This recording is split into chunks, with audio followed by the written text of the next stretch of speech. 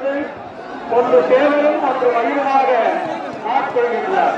இப்பொழுது அந்த பாடல் படிக்கப்படுகின்றது.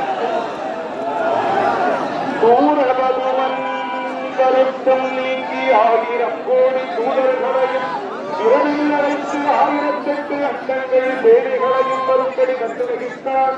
அறக்கரைகளை எதிர்த்திருந்தார்கள். இதனை கண்ட வீரபாகு தேவர்கள் அவர்களுக்கு எதிரிழிந்து சீறி அவலப்படை அழித்தார். தேவர்கள் மகிழ்ச்சியால் வேலாயுத கடவுளை தோற்றினம் செய்தார்கள்.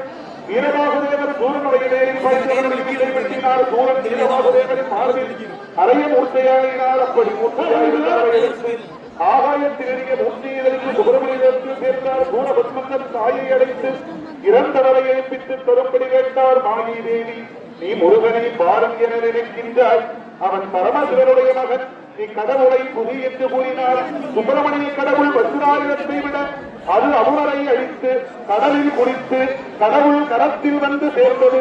சூரபத்மன் சக்திவாரனை படையை ஏன அதனை சுப்பிரமணிய கடவுள் இருந்து முண்டாக வெட்டி வீழ்த்தினார்.